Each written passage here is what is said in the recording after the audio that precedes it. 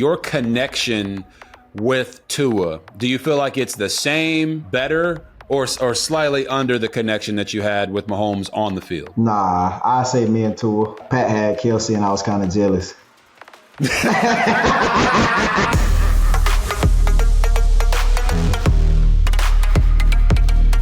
Yo, welcome to RG3 and The Ones, presented by Wave Sports and Entertainment. I'm your host, Robert Griffin III, and on this show, we are talking to the ones. I mean the ones that are at the top of their industry in sports and entertainment, not just the ones that know the game, but also study the game. And you're going to have a front row seat, so that hopefully by the end of this show, you can take something that you learned today and apply it to your own life so you can become the one in that bad boy too.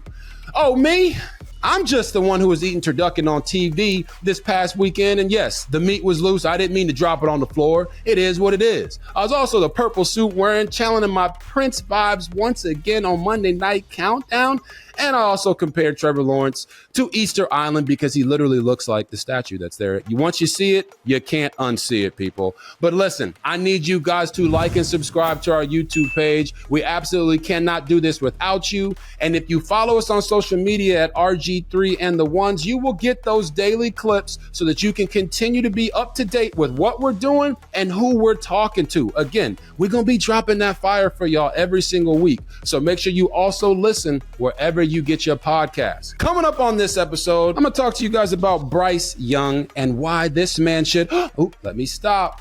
He should request a trade. But first, I got a very, very special guest for you. I'm talking about the one who can sprint, juke, and backflip his way into the end zone with his eyes closed. Played for the Chiefs and the Dolphins. Super Bowl champ in 2019. He's the first player since Lee Evans in 2006 to record at least 200 yards receiving in a single quarter. That's right, a single quarter, and he's on track to become the first player to put up 2,000 receiving yards in a single season. I'm talking about the man, the myth, the fastest man in football, and some might say even on the track. Tyreek Hill, welcome to the show, my guy. What's up, man? Thanks for having me. It's always a pleasure. No, pleasure is all mine. I got to say, thank you. I think it was last year you put out that you believe I could be a GM someday. Yeah, man. And I got to say that is a goal, and I appreciate you throwing that out there into the universe, and I'm receiving it fully. Come on now. I truly believe that, man. Like, I feel like you definitely got an eye for a talent. Obviously, you got the track background, so you definitely can like scout like different positions, and I feel like there's so many guys in those positions that don't understand what they're doing. So I just feel like you being able to play the quarterback position, you being able to, understand the game a little bit more than those guys that are in that position. You feel me? No, I appreciate that, love, and you know this, but you just said it, but me and you both know that playing the game, coaching the game, having an eye for the game are all different things, but it certainly helps. It helps when you did play, and you can understand what you're looking at. And you look at guys like John Lynch, he's been able to do that with the 49ers. So I appreciate you saying that. Oh, yeah, man. We just talked about how you're on pace to go for 2,000 receiving yards. Yeah.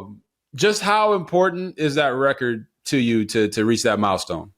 When I first said it was very important, man. But once, I began to put, everything that we're trying to reach as a team under one umbrella as far as like wins, like, because I'm a team guy. Like, I want to win games. Like, I could care less about the record. So obviously the record would be great, but it'll be even greater if we're able to, achieve the ultimate goal, which is the Super Bowl. So you don't want to be that guy to have 2,000 yards and then have a first round exit.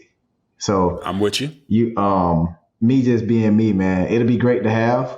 Right. Be able to set the standard for, all short kings all across the world. There you go, short kings. I see it. These people don't believe in short receivers. So, man, I'm just trying to set the standard, man, for like all short kings, all short receivers, man. Just trying to say, hey, don't let nobody, put a limit on you, who you are as a person or as a player, man. You can do it. You feel me? Like, I play football. Just because I don't, got the hand size, the measurables to be a WR1 in your eyes, don't mean I can, still go out there play football because I know how to run routes. I know how to catch. I know how to get open. I can do all that. But back to the point, I just want to win games. That's what my mindset is. Nah, you're spot on though. You talk about putting on for the short kings. Yeah. You aren't just a wide receiver one, my guy. You are. I've said this multiple times over the past 3 years. Tyreek Hills don't grow on trees, right? You're just a unique one of one type of player.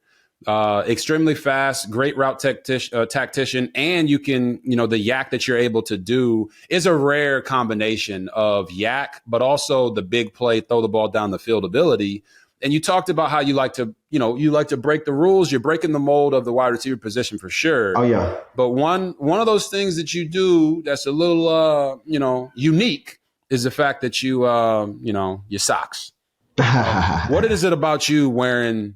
Is it ankle socks or no socks? What is it for you? It's just that thing that like when you wear track cleats, you don't wear socks when you typically wear track cleats, right? Nobody wears socks that I know of that at least is good, wear socks whenever they wear their track spikes. So that's where the whole thing came from. That Denver game when I was like, you know what, I want to feel fast.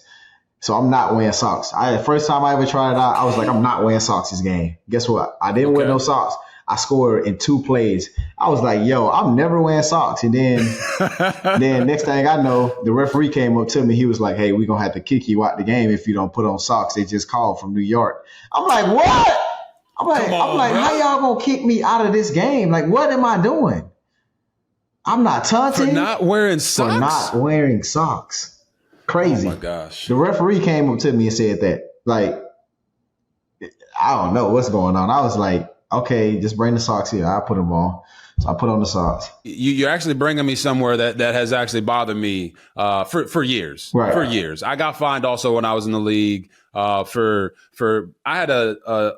crossed out the Nike sign on a shirt my first game ever against the New Orleans Saints in pregame because I was signed to Adidas. Mm-hmm. And they tried to fine me for crossing out the Nike logo, let alone shoes, cleats. I wore some military camo cleats made by Adidas on a Thursday night game. Yeah. And they fined me like $40,000 for honoring the military in the salute to service game. In the salute to service game. Typical NFL, so for man. Don't get me started, bro. So for you, you've been fined over $100,000 for whether it's the peace sign or the socks. They fined me for my shoes this last game, which is crazy. My cleats. What was wrong with the shoes? And they said they don't fit into Nike or Adidas because they like it's one of my homeboys' brands, and I just put it on. But they look like Jordan cleats. You feel me? But it's like they like we gotta fine you for your cleats. I'm like, bro, y'all fining me for everything. Like, what am I doing? Like. They fining you for everything, man. I'm a believer that the fine system is rigged. To be quite honest with you, it is. They're stealing money from players. They're finding guys like I think it was Jalen Warren, the running back for the Steelers, got fined for a hit where he had like kind of put his head down at contact, and he got fined that game more than his game check. Where are you at with the NFL fine system and just how it feels like they're stealing money from the players? Oh yeah, and they put people in those positions whenever you get on a phone call with them to like, hey. Can you reduce it? Can you it's my first time doing it. Can you take it away some kind of way? They put like ex-NFL guys who are assholes or dickheads who can't relate.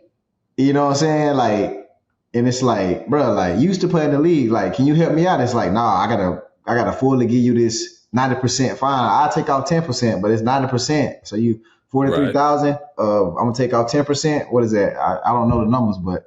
Man, I just don't know, man. I just wish, the NFL just allow guys to truly show their personalities, because, and then just let guys play, man. Yeah, they do say the NFL stands for the no fun league. That's been something I've heard for a long, long time. One thing about Cheetah don't follow no rules, man. Like I showed up. Hey, I'm gonna tell you right now, I don't listen to nobody, bro. Like, so I'm hard headed. I showed up to the Miami Dolphins all white party wearing black. So and they found me for it. So I don't follow rules. We're gonna go ahead and start right there. You said you showed up to the Dolphins all white party wearing black. Yeah. When was this? It was at the beginning of the year. It was like a player lunch party. After training camp. Trying to welcome all the players, saying congratulations for making the team. Players were there, wives were there, just everybody in the organization was there. And it was like, my thing was, I was like, man, I'm gonna show up late. You feel me? I'm gonna show up late on purpose, and I'm gonna show up wearing all black. Cause my mom, she always told me, she was like, look, if you want to be different, bro, you got to set the standard. So I showed up wearing all black. I mean, I'm the only one walking through the party wearing all black, looking around like, what's going on, y'all? Oh my gosh, that's funny. What do you think about potentially, because they're not going to get rid of the fine system, we know that. No. What do you think about them potentially making the fine system be based off of your contract? Oh no! And I don't want to say for you make a lot of money and you've earned it. Yeah. But if they kept the fine system what it is for guys like yourself that are making an exuberant amount, right? And just didn't fine you as much, but guys like Jaylen Warren or the guys that aren't making those huge game checks, maybe prorating it some way to where it's a certain percentage of their smaller contracts, so that they're not walking out of games having to pay the NFL to play. Yeah. I mean, I definitely agree, with something like that. And I'm sure that, when the next, players whenever they meet with the CBA and all that, that'll come across the board. But it's going to be hard, man, because it's like you say, like the NFL, they trying to get their money. Everybody trying to get paid in the NFL. You feel me? So it's going to be kind of hard, for them to be able to push that. But I think it'll be a tremendous idea, because I was once a rookie and I had to pay tremendous amount of fines and I didn't have the money. But I'm like, man, look, I need my money. So is there a way that we can get around this? So I'm definitely all for it if they were able to do something like that, for the young guys in the league. Yeah, it's really more about the young guys. And I'm not saying because I don't count your paper, but I know you're making a bunch of money. You're one of the highest paid wide receivers in the league. Yeah. If they prorated it completely or as a percentage of your massive contract, you'd be getting fined much more. Oh, yeah. And I don't think that that's what we need to be doing here. But we got to take care of the young guys at some point, especially these guys coming up from the practice squad.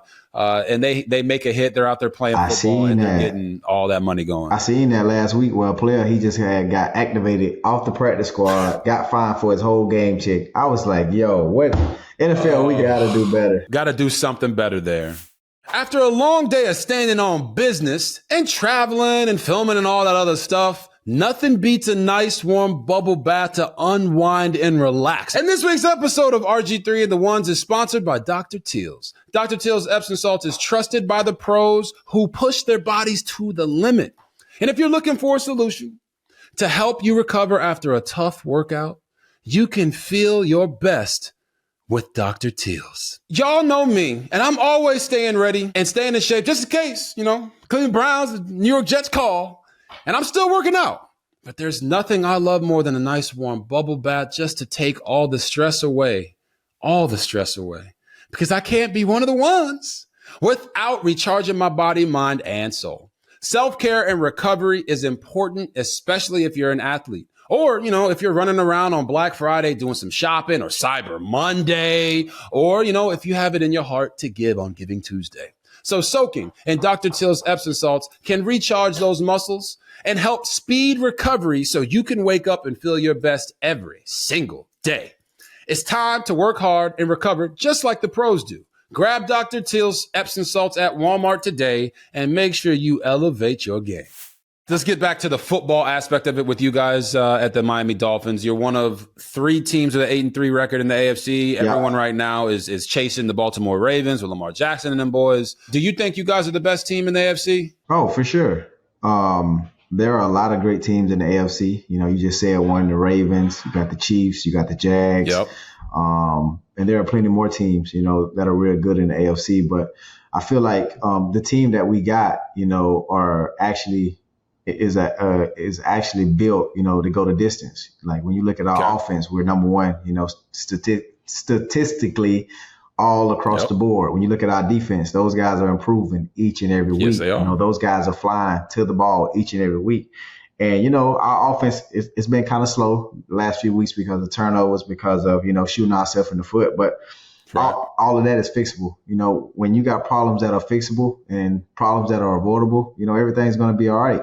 And we got, some real good games coming up. So really looking forward to those games. And everybody's coming back at the right time. You feel me?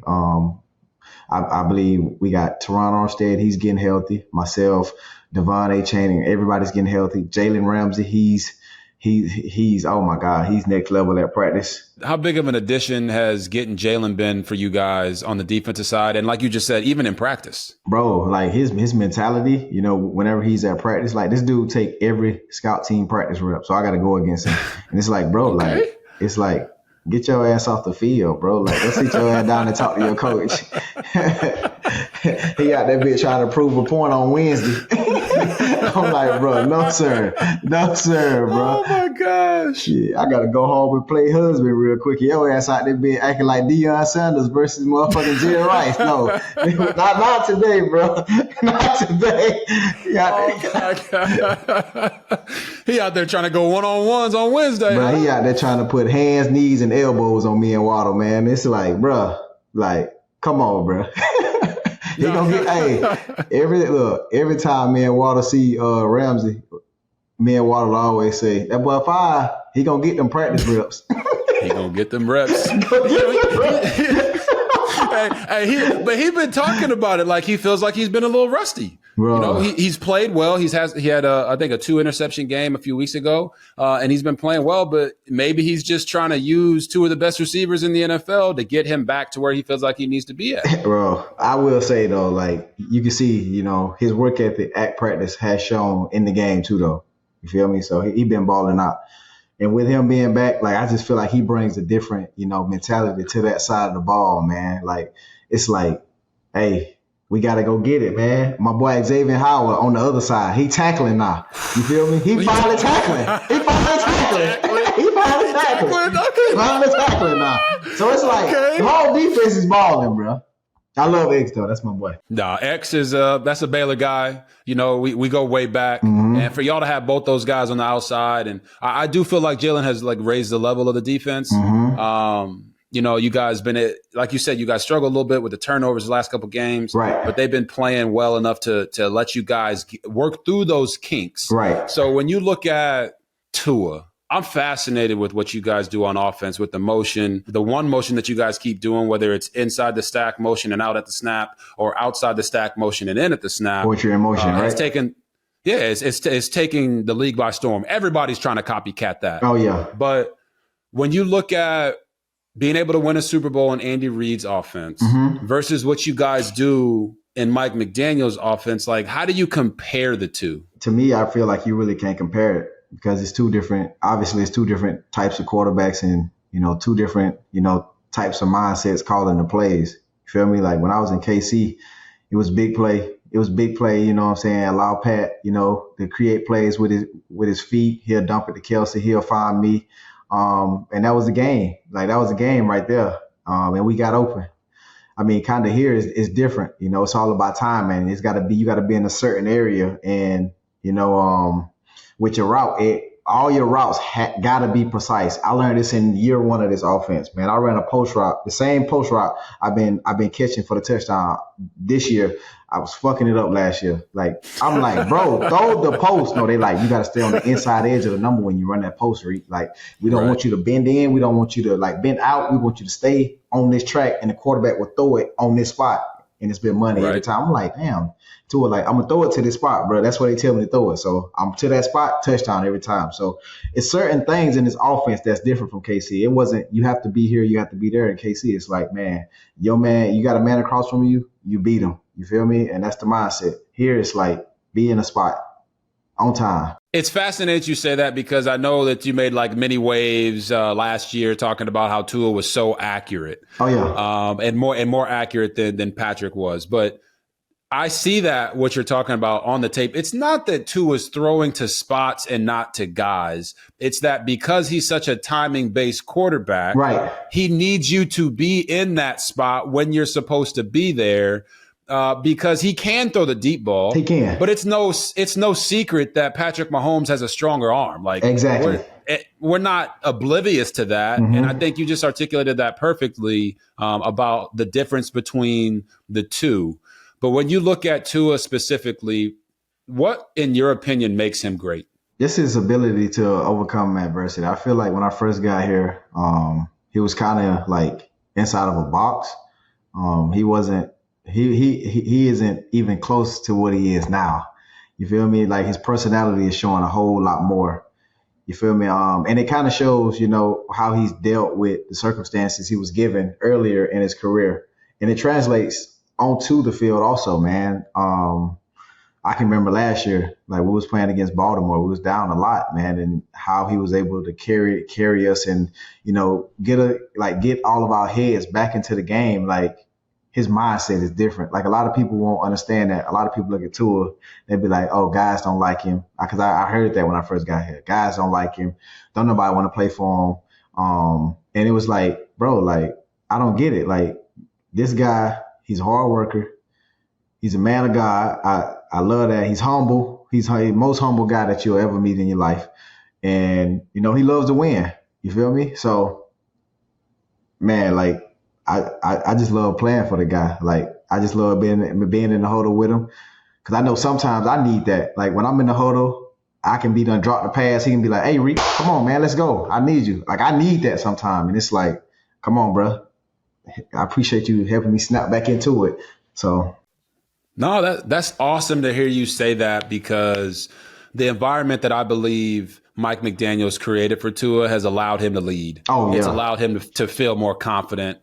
You weren't there the previous years, but just how has Mike been able to create that environment for his quarterback to feel empowered? And he just allows Tua to be his own man for real, though. And he gives him control of basically everything. Whether it's play calling, whether it's, practice, or whether it's just anything. So Tua, he just, it's crazy. It's crazy to see, man, because the stories that I heard when I first got here is crazy to what I'm seeing now, man. So it's like a beautiful thing to see each and every day, man, to know that I was just a part of, his journey and his story. And the way that coach is doing it, like he encourages Tua. Like he encourages Tua, but he also be on his ass at the same time, though. Just this past game, we have like a team meeting, and he pull up so Tua threw a pick. He was like, "Hey Tua, like read on the post on the bang gate right here. We had an out route. Tua threw the out route. He was like, all right, Tua, like yada yada yada. Like this wasn't a play. You ain't trust to play." But he still hold him accountable. But at the same time, though, he know Tua is like a crazy competitor. So he know the next week he gonna come out, Komodo. Ching, ching. Yeah, exactly. Yep. So it's a beautiful thing to see, man. Like just their relationship that they got, him and Coach, man. And I gotta say, it's probably comparable to with Patrick and Coach Reed and KC, and it's a beautiful thing to see, man. Okay, just to see those guys like just gel like that. What's the biggest difference between Mahomes and Tua? And then, of course, for you, is your connection with Tua exceeding the connection that you had with Patrick? Biggest difference, both guys are crazy competitors. So it's kind of hard to say, man, like, because both guys will probably won't lead the field unless they're on a stretcher, bro. Like that's how much they love the game. That's how much both of them love this game so much, man. So it's hard. Like obviously, like we can look at both their games and say, okay, Tua's this, Mahomes this, like, but I don't want to do that though. I look at characteristics. Like I want to see what kind of player you is, around your teammates. Like both of them are great teammates. Both of them are great leaders of men. So.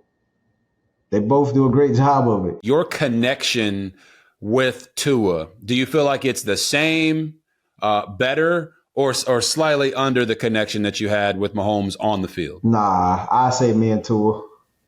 Okay. Because Pat had Kelsey and I was kind of jealous. You are funny, man. I was hurt, bro. I was hurt.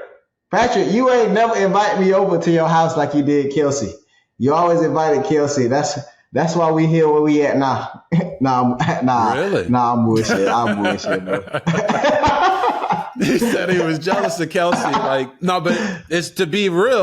That's real. They had a great connection. They got a great connection. It was almost 1A and 1B or 1A exactly. or 1 and 2. Exactly. And with Tua, you are for sure 1. Thank you. And that's not anything to say about Jalen Waddle because he's a phenomenal player as well. I've never been anybody's side chick. I've never been anybody's side chick before. Never. Always, my whole life. High school, middle school, all the quarterbacks, main chick.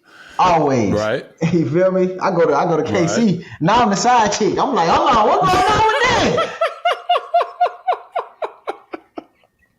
that? Like, bro, you were wild. I want to go to Capitol Grill. I want to go to Eddie V's. You taking me to Joe's Barbecue. No, I don't want no barbecue. I want to go to the fancy restaurants. You want to go to Nobu? I want to go to Nobu. You want to go to Nobu? Come on now. Oh man, that's hilarious. When okay, so I noticed something, and I don't know if you did, but the game you guys had in London, Germany, you made it a point to go up and talk to Andy Reid and also talk to Patrick. Right. I came away. Now I didn't see everything. I just saw what was posted online. Okay. I came away feeling like they were a little cold towards you, brother. Yeah, they was. You came out and you said, "Hey, coach, I love you. I appreciate everything you've done for me." Right. You went to Patrick. You said, "Hey, man, I love you," and they didn't hit you with the "I love you" back. Yeah.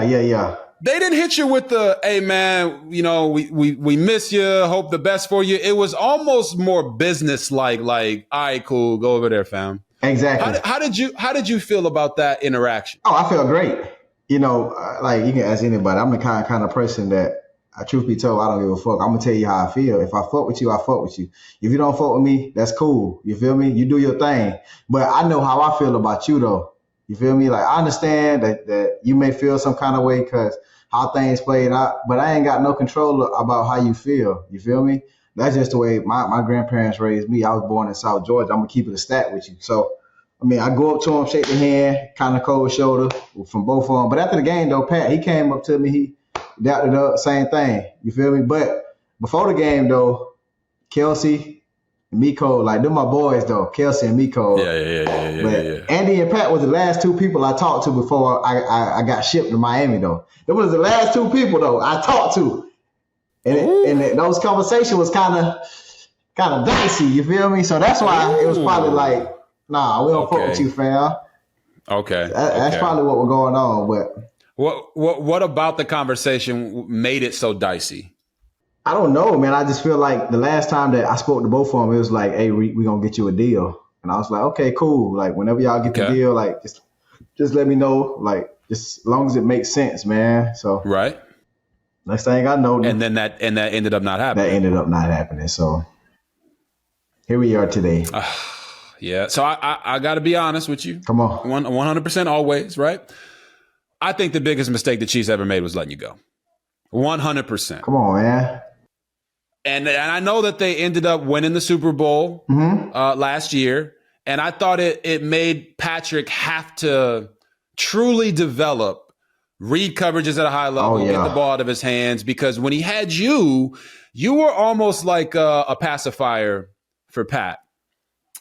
If it wasn't there, hey, Reek opened somewhere down there. You were a cheat code, and the fact that he had such a strong arm and you were able to beat double coverage consistently and just run past guys, he was able to make a lot of those big plays. Yep. I think Mahomes has developed a lot over in the past 2 seasons from that standpoint, and talking to his trainers and everyone else involved, they would agree with that. Oh, yeah. But I think it would have been much easier for you guys or for them to win the Super Bowl last year if they still had you at wide receiver. What is your current relationship with the Chiefs? I know Kelsey and Miko are your boys. Yeah. You constantly support Miko, which I think is just a beautiful thing to see. But what's your relationship with with the Chiefs and the players right now? Yeah, I'm still cool with most of them. I text Pat. Me and Pat still chat. Me and Kelsey chat. Obviously, Miko still chat. But a lot of the guys that my receiver coach ain't there no more. Greg Lewis. He with the Ravens with Zay Flowers. That's why young Zay going crazy over there because he got that boy G. Lou. So I really don't talk to nobody. The GM, he didn't bring me in. Brett Veach. I was brought in by John Dorsey, but they let John Dorsey go like 3 years ago. So the whole receiver room cleared out besides Miko. So I really don't know nobody over there for real. All right. So for you, I know your focus is on Miami. Right. Would you ever go back to Kansas City? Nah, I ain't. It's too golden over here. It's too golden over here. Okay. I like it. It's too golden over here. Especially like when you winning and then like you feel so appreciated. Like our head coach do a great job of like making sure that every single player, not just me, but every single player on this roster feels appreciated. It's not like, oh, Tua, oh, Jalen, oh, Reich. It's like, oh, you the 47th guy on the roster.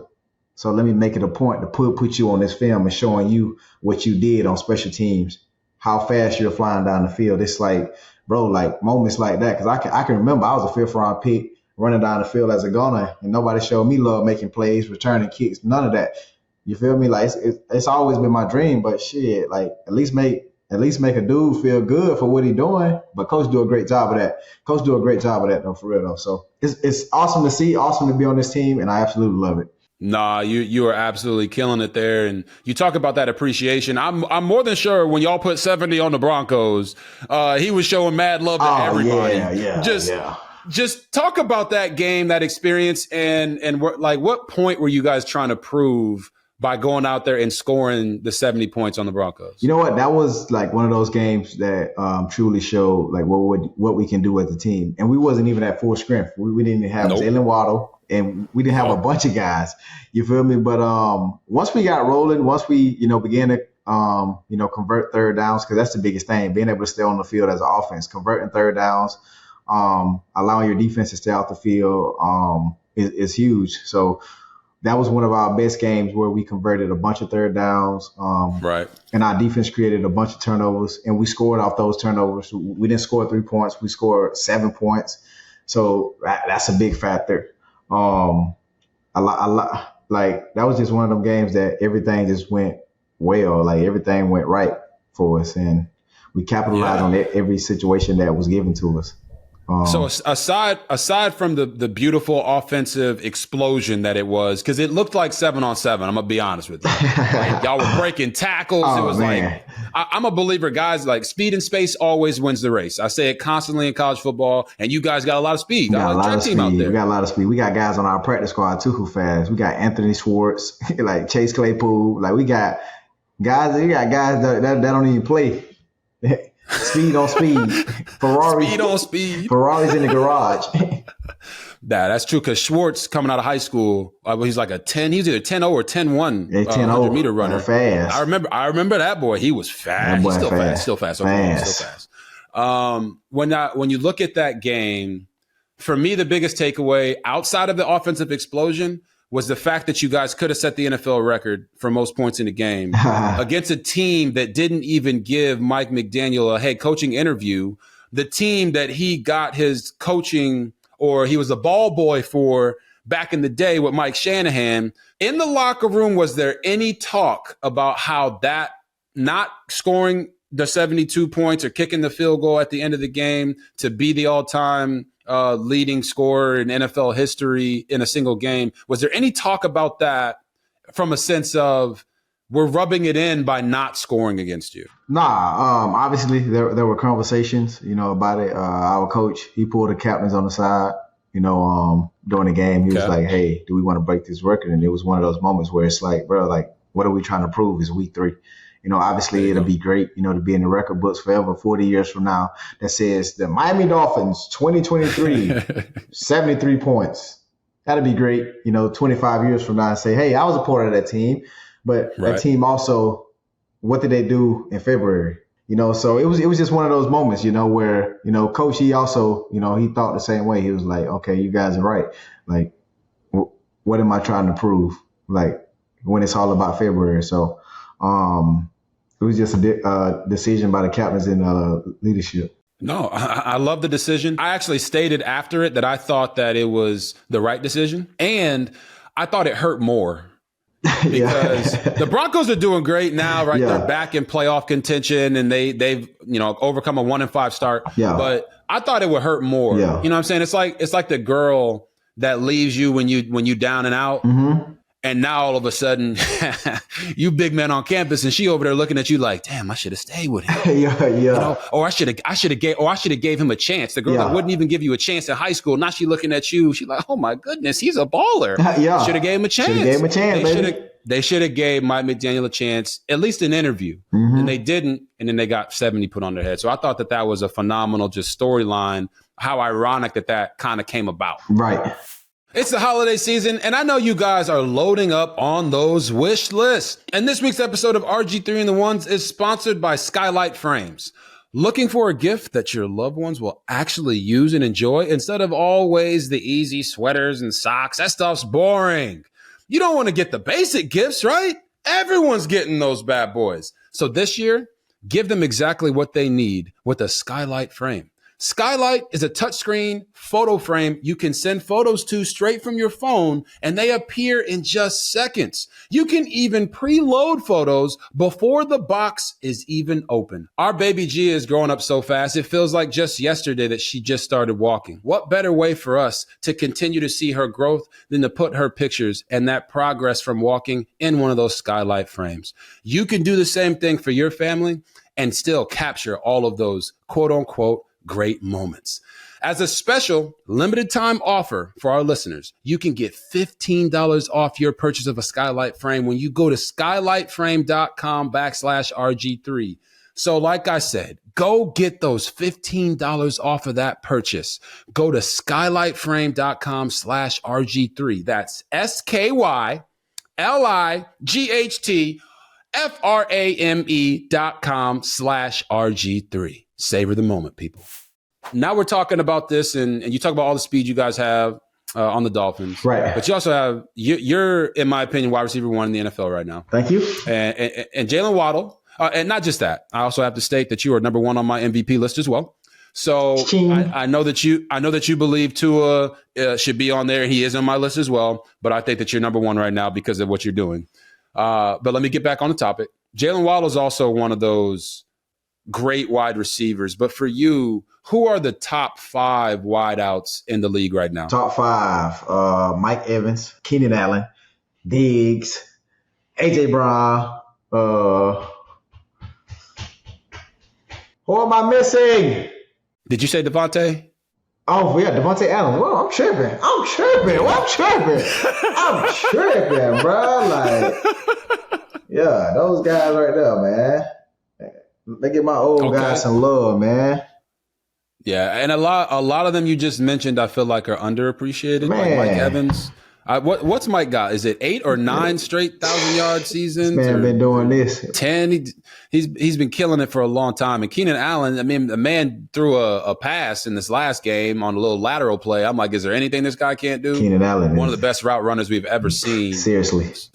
So when you take that list of guys for right now, how do you equate that your list for the top 5 wide receivers of all time? So when I think of greatest, I'm thinking of guys who have changed the position. Oh, okay. So I got to go with AB. That's I got to go with put that hand on. Hey. A lot of people may not agree with that, man, but AB, man, he was a problem. Jerry Rice, obviously. Take all the off the field stuff away with AB. And a little bit of the on the field, like taking his jersey off and going wild in Tampa. I don't disagree that you could make the argument that AB was one of the greatest of all time. Thank you. I don't disagree with that. I gotta go AB, Jerry. Okay. I gotta go T.O. too, man. T.O. was like 100% monster. I'm gonna go Steve Largent. Oh, okay. Educate him. And let me go Santana Moss. That's my top 5, man. My man said Santana Moss. I don't know why. I ain't gonna lie to you. I was a fan of Santana Moss. Santana was my guy in Washington. Oh yeah, y'all played together. Yeah, I had him my rookie year. It was wild. Like Santana had I'm not gonna lie, he had 20 catches and 13 touchdowns. It was crazy. We didn't use him as much because he was a little older at that time. Yeah, but he could still separate. Bro. He could still play inside and outside. I was a huge Santana Moss fan before I even got to the team. So it's funny you say that name because just for the position and the culture, Santana Moss, he did so much for it, man. Return game. Thank you. Honestly, it's to be quite honest, similar to what you. Now I love Santana. Let's just put it that way. Santana Moss, the player, what he was able to do for me in Washington, forever grateful to that. But he was a guy that made me want to go to Miami. Right? I'm really sure he was a guy that made you want to go to Miami too. Come on. Want to go to Miami too and be a returner and do things and put on for the short kings out there, right? Yes, sir. There we go. Now we talking. I love Santana Moss, man. Always been a fan of him. We've had some guys very prominent, the greatest of all time at quarterback, Tom Brady, say that the league is soft and there's a lot of mediocre play going on. Right. Do you believe right now is the best time to play wide receiver in the NFL? Yeah, it's the most absolutely greatest time to play because I now know I can catch the ball and not get my head taken off. I can now, be able to spend 10 more years with my kids and, successfully have a thought process in the meanwhile. Right. So yeah, it's the greatest time, man. You can catch slants, you can catch overs, you can catch basic routes, you can catch whatever you want to catch, man. So I definitely believe that. And then do you agree with Brady's statement that he feels like this is the most mediocre time of NFL product that's being put out there? I saw Alex Smith had a clap back at him and said that that's my old quarterback. There you go. That's my old quarterback. Come on, man. Rookie year, baby. That is true. And he came back and he said, Tom Brady played in the most cupcake division in all of football. But he also won 7 Super Bowls against, other competition outside of that division as well. So that would be my only comeback to that with Alex. But right. I don't think the game is necessarily mediocre. What do you think? I wouldn't say that. I would just say that, the NFL is just trying to do a better job of just protecting this product, which is, obviously the players. Like, I know we say no fun league all the time, but I think this is the best way to be able to play football. I think it's safe, for guys to not, fully get their heads taken off, like we seen the situation with Bro last year. We don't want no more situations like that, so for us to be able to, for the league to be able to protect players, is always, it would be a great thing. And as as generations go on, players are going to continue to get better, continue to get stronger. I feel like anyways. Yeah, that's true. I think everything you just said there kind of sums up my feelings about it. I don't think it's mediocre. I think that when you're the greatest of all time and you have 7 Super Bowl rings, when you step away from the game and you start watching and you see a quarterback make a throw or not make a throw, and your immediate reaction is, I could have made that throw. I could have done this. It's very tough to remove yourself from the situation and still be able to celebrate the game that you see on tape. So I think a little bit of that is going on, and why wouldn't it? Tom Brady's the greatest of all time. Exactly.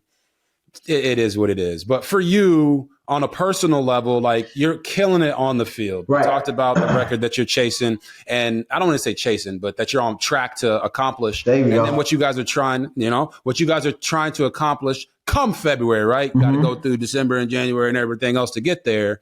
But off the field, you're also killing it, man. You got your own gaming channel. You do a phenomenal job with Madden. You got your clothing line. Right. Just how excited are you about the off the field prospects of everything that you have going on? You know what? It's probably, one of the things that I look forward to doing the most, at the practice. Just whenever I think about my clothing brand, just the amount of people that, I can affect. Because I feel like with the clothing, it's kind of like art, but it's also kind of like, a language to me. So for me to be able to put different designs on clothing and then also, tie it into who I am as a player, also a person, is beautiful. So I work on that primarily every day, whether it's finding, athletes to do photo shoots with, whether it's trying to figure out when I'm going to do drop dates. We just had Cyber Monday, Black Friday. Obviously, sales were going crazy, so that's a good thing.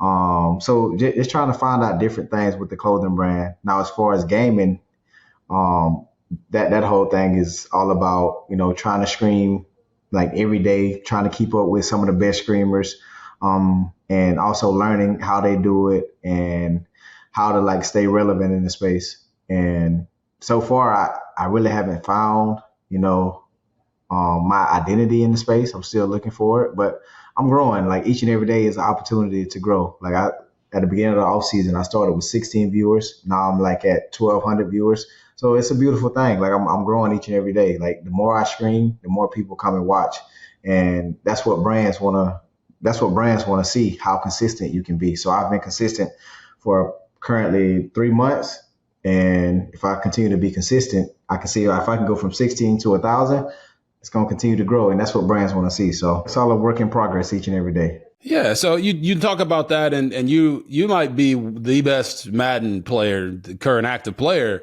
in the NFL. Do you feel like maybe because of your propensity to play Madden and be so good at it, that at some point you could be able to call plays in an NFL game? Oh, yeah, for sure. For sure.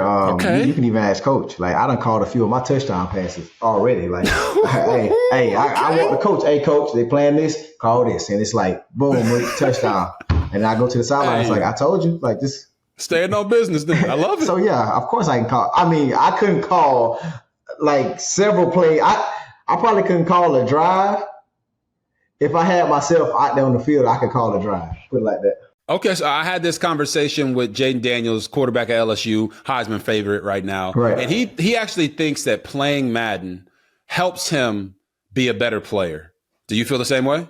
Man, I don't know, man, because when I play Madden, I only throw it to myself, man. So if I got a star player, he going to be so tired. It's going to be so over with. I just try to overuse my good players, man. You also say that you use Madden instead of watching tape on DBs. You just look at their Madden ratings and figure out how to attack them. Is that true? All of that was a joke, by the way.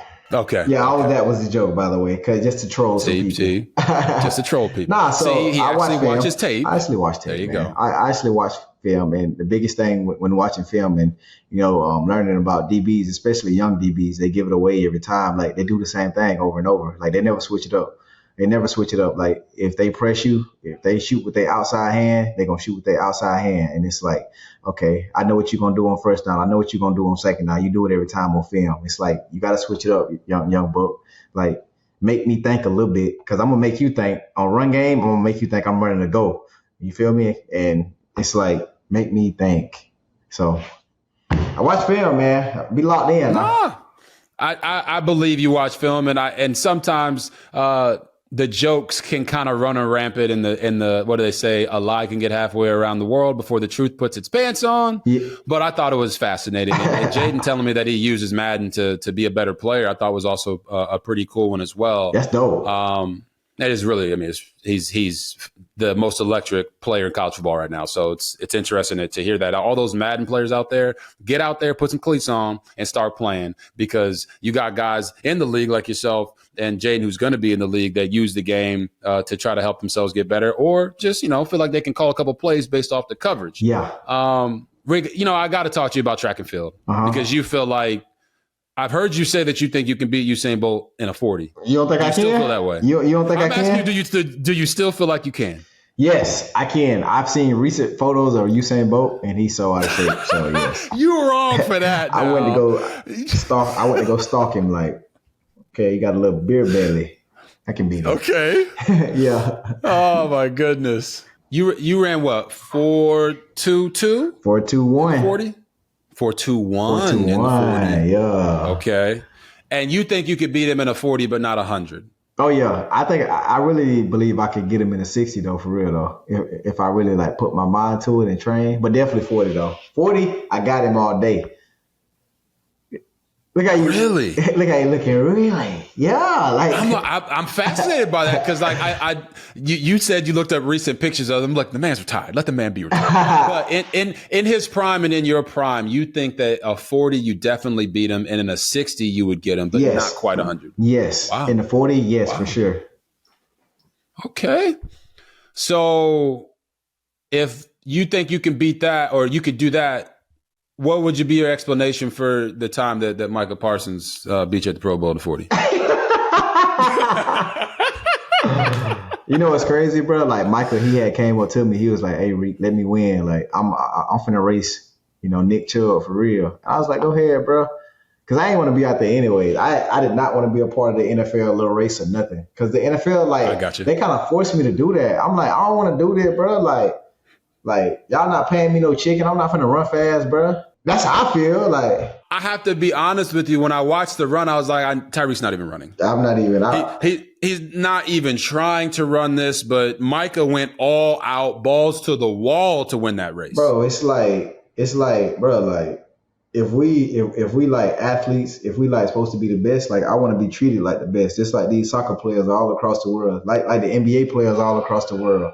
Like I want to be treated like a real NBA All-Star game, like treated like a NFL Pro Bowl All-Star game. Like if this gonna be the Pro Bowl race, like treat it like that. Don't treat it like some backyard race, because it's really not. Like you got some of the best in the world finna go at it, and like we got contracts, we got all this stuff, and it was nothing in play. I feel like it was so unorganized. It was terrible. Like the organization of that is terrible. So whenever I'm done playing, then them NFL, y'all need to hire me for that. Like let me go ahead and set that up, because like it's so much marketing around that they can do, and they missed out on. And it's like, bro, like because players want to be involved, but it's like they're doing a terrible job. Like make it a prize pool. Say, hey, winner get this second, and then guys will be like, oh, what?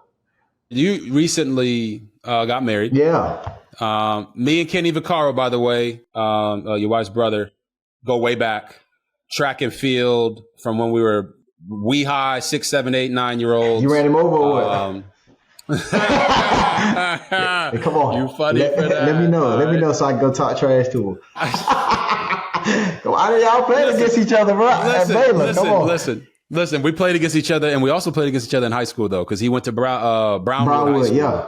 So we played against each other in high school in football, and we ran track. It wasn't quite that young. It was more like 11, 12 years old. So there's this picture of me and him, and I looked like Michael Blackson. I was so dark that summer. I didn't use no sunblock. So I'll show you the picture someday. I excuse you my gotta show me that at that one point. But Kenny, great dude. But you had mentioned something which probably was also a joke.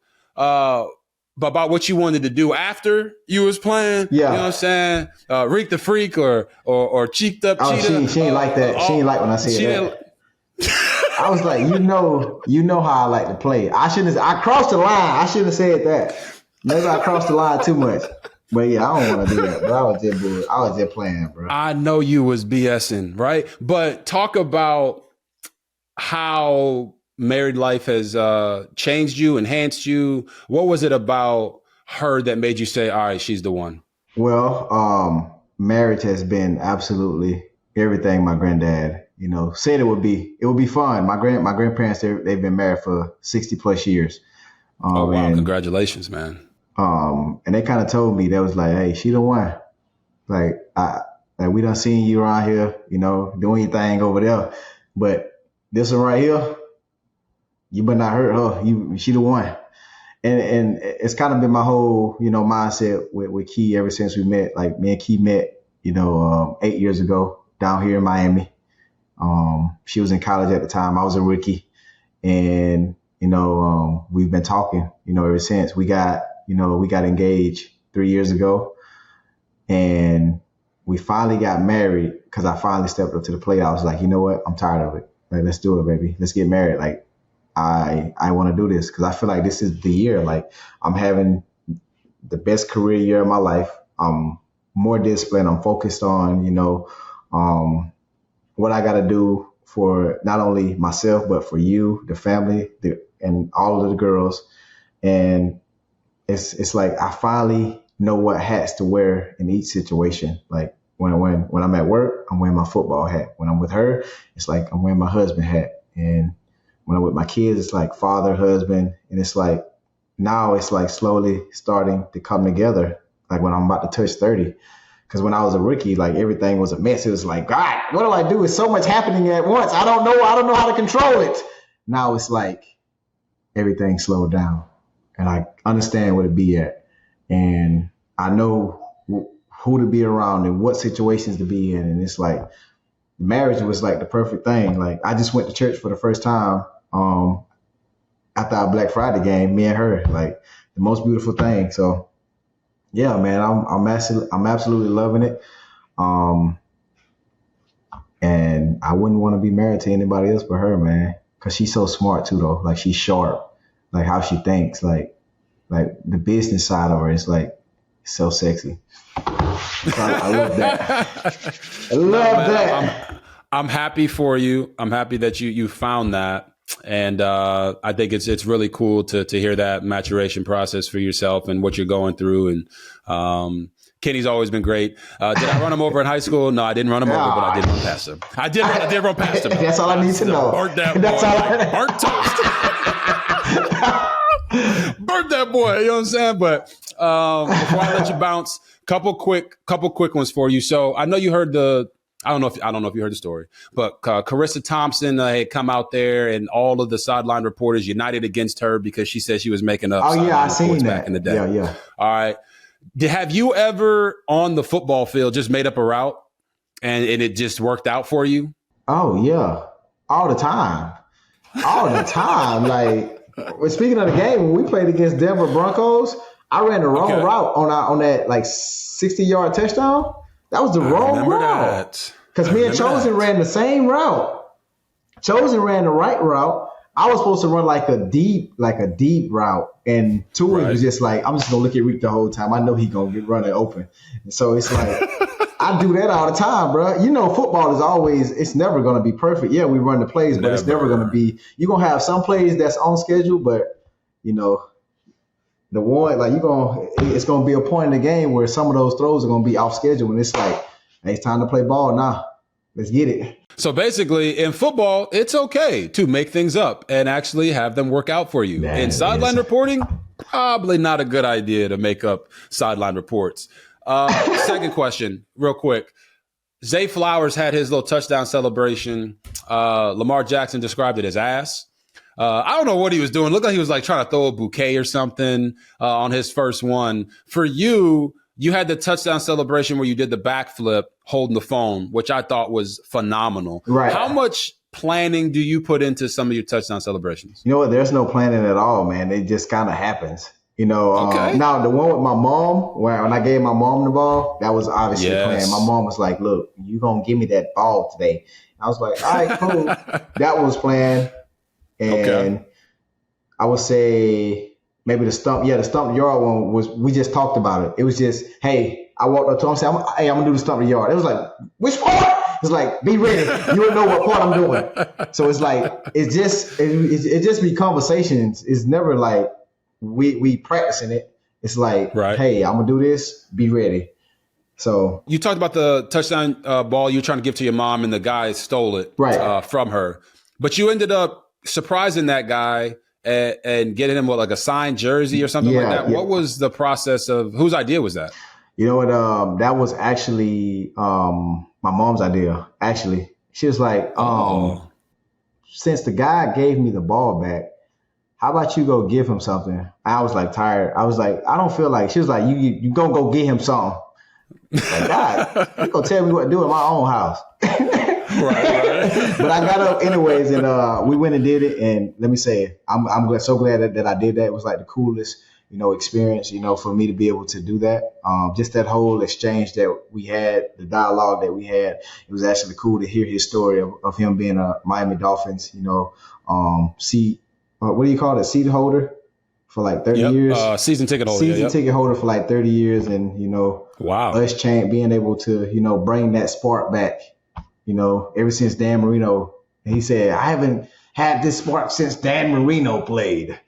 I was like, all right, there we go. That's a great spark. You know what I'm saying? That's a great spark. It's a great spark there. Nah, that's awesome, man. I think you've done a nice job, phenomenal job of engaging the community, engaging your own community. You're doing amazing things with your clothing brand, with gaming, with Madden, on the field, chasing or going after records, trying to win another Super Bowl and bring more happiness to the Dolphins fans.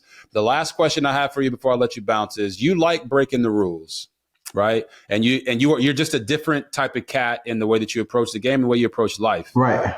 What's your feelings about Draymond Green choking out Rudy Gobert in protection of Klay Thompson? What's your feel about that? Yo, that was like the funniest thing ever. Draymond, bro. And I don't got nothing against Draymond, bro. I'm just so glad. That's what you want your teammate to do if you Klay Thompson. But if you Rudy, I don't disagree. If you Rudy Gobert in that situation, it's like, where my teammates at, bro? This dude dragging me. Like, somebody come choke him too. Nobody stood up for that man. In that situation, what would you have done if you were one of Rudy Gobert's teammates? I'm going to choke Draymond Green. I'm going straight to do the same thing to him. It's like, bro, we both finna get kicked out the game. All three of us, we gone. It's like, it's over with, bro. In that moment, you have to stand up for your teammate. You can't just watch this man put his arms up and get dragged all over the court. I ain't gonna lie, Draymond strong in a bit. Draymond strong in a bit. And he don't care. This man hit his own teammate in the face. You think he gonna care about choking your teammate? Boy. Come on now. But he hit his teammate. He hit his teammate so hard, them boy had to give bro a contract the next day just to make him feel good. He hit bro so hard they had to give bro a contract to make him forget about that. I ain't forgetting about that, coach. Oh my God. I don't know who leaked out that video, but Jordan Poole should be happy about it because it did get him paid. He got that bread. They had to make it right. Make it right situation. Bro. But hey, man, I appreciate you coming on the show. You break rules. You've set the standard. You are putting on for the short kings out there, and soon you will be breaking that NFL receiving yards record in a single season. And I'm happy to not only have you on the show and not just have these conversations, but continue to help build with everything else that you got going on off the field. Thank you. We're going to keep doing this, my guy. Yes, sir. Appreciate you for coming on, man. Thank you so much, RG3. Thank you to Tyreek Hill for joining the show and dropping some knowledge on us and having some fun. And of course, all the laughs. When it comes to Bryce Young, people, I've seen enough. And what I mean by that is I'm going to give you my 3 reasons why Bryce Young should request a trade from the Carolina Panthers. Number 1, the Panthers are so dysfunctional. I just watched David Tepper's press conference and him explaining why he fired Frank Reich and fired Josh McCown and fired Deuce Staley and their whole process of going through and drafting Bryce Young as the number 1 quarterback in this last year's draft. And whenever you have an owner like David Tepper, who is willing to fire the coach who drafted you 11 games into the season, that is not an organization that you want to be a part of. The second reason that Bryce Young should request a trade is the fact that they're not protecting him. Right now, Bryce Young has been sacked 40 times. The average time to throw in the NFL is 2.7 seconds from the time the quarterback, the ball is snapped and the quarterback has the ball in his hands. There was a play in this last game that he played that Danico Autry from the Tennessee Titans hit Bryce Young in 2.3 seconds after the snap. I mean, they had the running back scanning back across the field and had 5 offensive linemen blocking 2 D linemen and told the running back, hey, you're going to block Danico Autry. It did not work out. And Bryce Young is getting beat up in the pocket. So if they're not going to protect him and they're not building a system around his skill set, why did they draft him in the first place? And the third reason that I think that Bryce Young should request a trade is because now they fired the coach and they're going to put him in his second offense in 2 years. I played in the NFL for 8 seasons. I played in 6 different offenses in those 8 seasons. If you ask any quarterback, let alone the greatest of all time in Tom Brady, what is the best thing for a quarterback? It's continuity. Tom Brady ran the same offense his entire career and had 7 Super Bowl rings to account for it. So if Bryce Young is now going to be on his second head coach and be in his second offense in his second year in the NFL, then he might as well do that with a team that is going to be all in on him. And the reason I say that I don't think the Carolina Panthers are all in on Bryce Young, it's because David Tepper's point in his press conference was he supported the pick of Bryce Young, but that he didn't pick Bryce Young. That's what I heard. I heard that Frank Reich wanted Bryce Young. I heard that Josh McCown wanted Bryce Young. I heard that Deuce Staley wanted Bryce Young. And for whatever reason, it didn't work out and they fired him. Well, why would you fire the coach that wanted the quarterback that you selected? There's one of two reasons. Either you didn't want Bryce Young or they didn't want Bryce Young. So somebody's lying. Either David Tepper didn't want Bryce Young or Frank Reich didn't want Bryce Young. And I don't care who it is. But at the end of the day, for Bryce Young and his success, he needs to go to a more stable franchise that is going to be all on the same page and not constantly having him changing head coaches and changing offensive coordinators and changing coaches left and right. David Tepper, do right by Bryce Young and trade him away from the Carolina Panthers and allow him to go thrive in a different organization. All right, people. Well, that's a wrap for episode 11 of RG3 and The Ones. I want to say thank you to Tyreek Hill for coming on the show, having an amazing conversation. This show is not possible without you guys, so I appreciate you liking and subscribing to our YouTube channel so you know when these new episodes are going to be coming out. Like I've said multiple times before, this show would not be possible without my partners at Wave Sports and Entertainment.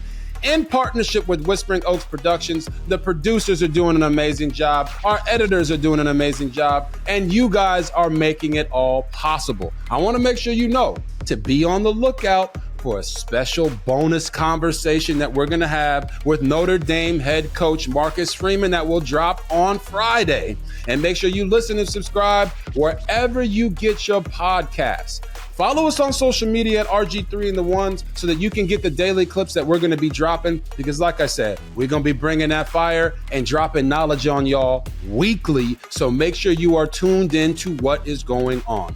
Again, like and subscribe to our YouTube page. We appreciate you guys. And like I have always believed, I had some beignets this weekend, y'all, and them things were scrumptious.